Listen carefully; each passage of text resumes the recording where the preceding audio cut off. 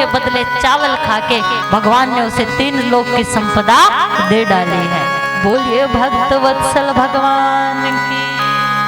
अगर तुम भी चाहते हो धर्म को धंधा मत बनाना, आत्मा को मत बेचना, सब्र मत तोड़ना, अपने घर का लालन पालन करने के लिए कभी किसी की गर्दन पर पैर मत रखना, किसी के अरमानों को मत मारना, किसी के साथ बुरा मत करना, और जीवन में जो करोगे वही मिलेगा।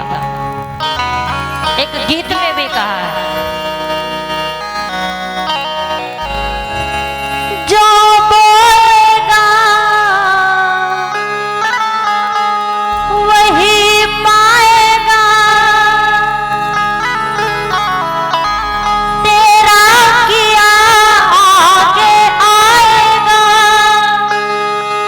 सुख दुख है क्या फल कर्मों का,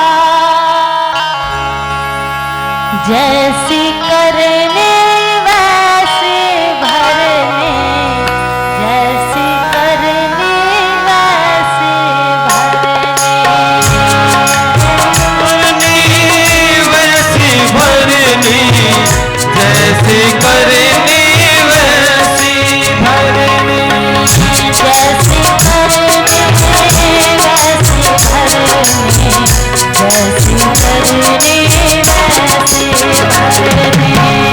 जैसी करनी वैसी भरनी, जैसी करनी वैसी भरनी।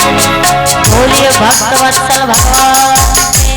गीता कहती है कर्मण्येवाधिकारस्तु मा फलेषु कदाचन। रामचरितमानस कहती है कहूँ ना कहूँ सुख दुख कर दाता, निज कृत भोग भरे सब बराता। इसलिए अच्छा करोगे तो अच्छा होगा और बुरा करोगे तो बुरा मत करना, बोलना पड़ेगा महाराज।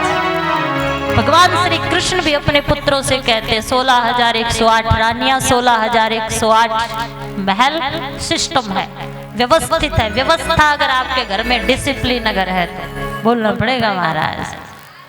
इसलिए जहां डिसिप्लिन है, संस्कार है, व्यवस्था है, भगवान कहते हैं बेटा रूप यौवन धन संपत्ति, जिसके पास सुंदर रूप हो, धन हो, पद हो, बुद्धि बिगड़ने के चांस ज्यादा होते हैं।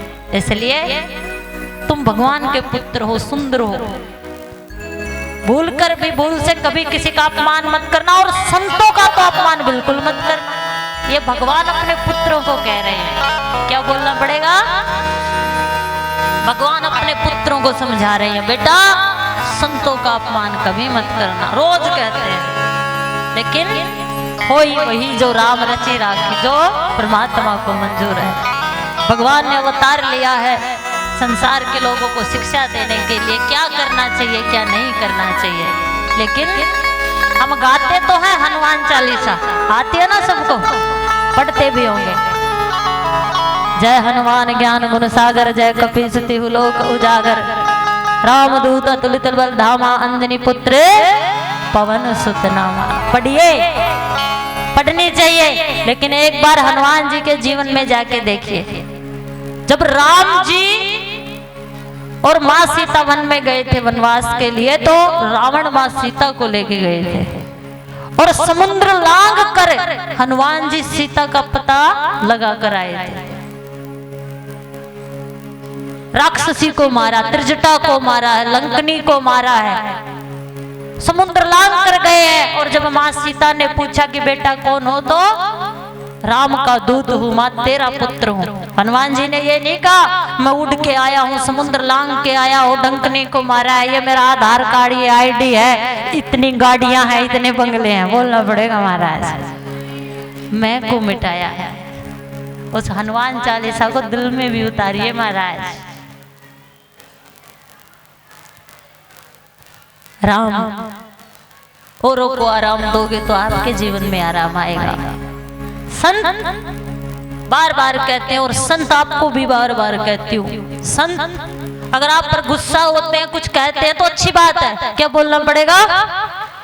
आपने कुछ गलती की और संत ने धमका दिया, कुछ कह दिया तो अच्छी बात है, यही लेना देना हो गया। लेकिन अगर आपने गलती की है और संत ने कुछ नहीं बोला तो फिर परिणाम घातक हो सकता है। एक बाबा जी जा रहे थे अपनी मस्ती में, ये जब भी बोलते हैं ना तो भगवान के आदेश से बोलते हैं। एक प्रेमिका प्रेमी जा रहे थे और जैसे ही संत मस्ती में जा रहे थे पैर रखा तो कुछ कीचड़ की बूंदे उस प्रेमिका के कपड़ों पे जा लगी। प्रेमी को आया गुस्सा और उसने बाबा को धक्का मारा। क्या बोलना पड़ेगा? बाबा कुछ नहीं बोले, ऊपर की ओर हाथ किया। जो हुआ अच्छा ही हुआ।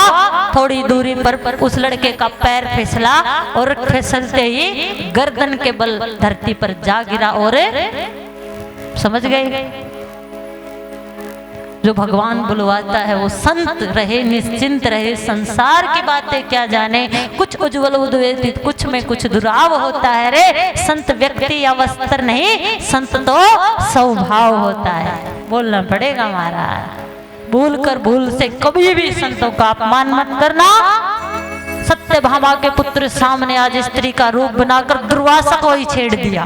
बोलना पड़ेगा महाराज। बाबा इसके गर्भ से क्या होगा? दुर्वासा संत मन की जानते हैं ना। पुत्र होगा, पुत्री तुम्हारा काल होगा। और दुर्वासा के एक शब्द ने सारे यदुवंश को नष्ट कर दिया। साधु बोला सील सभाया, साधु का बोला वृथा ना जाया। समझ गए? भगवान के वंश को नष्ट कर दिया एक दुर्वासा के श्राप ने। भगवान भी परम धाम चले गए और भगवान कहीं नहीं जाते। कहाँ रहते हैं? कहाँ रहते हैं? कौन कौन मानता है दिल में रहते हैं? दोनों हाथ उठा के। और वो दिल में रहता है, कैसे मिलेगा? ये सब हमने आपको कथा में बता दिया। श्री सुखदेव जी ने परीक्षित को सप्त दिवसीय श्रीमद् भागवत कथा का स्तनपान कराया है। प्रश्न पूछा है, परीक्षित क्या सप्तम दिवस तक तुझे डसेगा? तो परीक्षित कहते हैं ये देह माटी है, ये आपका शरीर और कुछ है, और कुछ है तो एक बार शमशान भूमि जाके देख लेना। देह माटी है, माटी हो जाएगी, माटी माटी में मिल जाएगी। आत्मा परमात्मा का अंश है, जहां से आई है वो वहां जैसे कर्म करेंगे वही भेज देंगे। मेरा मुझ में कुछ नहीं है, जब मेरा मुझ में कुछ है ही नहीं तो मुझे डसेगा क्या? इसलिए भगवान की कथा को पान करके मैं समझ चुका हूँ और आप भी समझ जाइए जो कथा में बताया है। भागवत यही कहती है, भागमत अपनी जिम्मेवारियों से भागमत। हमने पूर्ण रूप से अपनी जिम्मेवारियों को निभाते हुए सरल शब्दों में, ना ज्यादा श्लोक बोले हैं, ना ज्यादा गहराई में उतरे हैं, साधारण भाषा में आपको समझाने का प्रयास किया है। आपको समझ में आया है? क्या समझ में आया है? क्या समझ में आया है? जैसा करोगे तन माटी है, बुरा मत करिए, ऐसे काम करिए कि अंदर बैठे ये आत्मा आपको धिक्कारे ना। मरने के बाद ये ना कहे चला गया अच्छा हुआ पीछा छोड़ा। जब आओ तो जग हंसे और जाओ तो ये जग रोए। ऐसे काम करके जाना। परीक्षित ने सुखदेव का पूजन किया है, तक्षक आया है, संत का श्राप था, लेकिन उससे पहले ही अपनी आत्मा को परमात्मा में समाहित कर चुके हैं। बोलिए संत भगवान।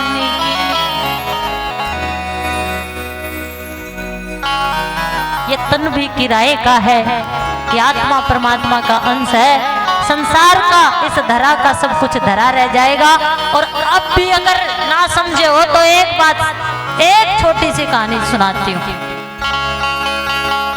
एक भाई ने रेलगाड़ी में सीट का रिजर्वेशन किया, दिल्ली जाना था।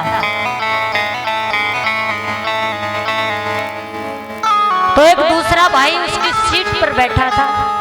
अब भी अगर संसार, पुत्र पुत्री और इस मोह में फंसे हुए तो वो रेलगाड़ी में जाते ही कहता खड़ा हूं, मेरी सीट है। उसने कहा रे भाई मुझे पता है तेरी सीट है, मैंने रिजर्वेशन करवाया था, मेरा परिवार यहाँ बैठा है, तू मेरी सीट पे बैठ जा, मैं तेरी पे बैठ जाता हूँ, तो अकेला है। उसने कहा नहीं, बिल्कुल नहीं, मैं मेरी सीट पे बैठूंगा। उसने प्रार्थना की, विनती की, नहीं माना। बैठ गया और जैसे ही स्टेशन आया तो वो जाने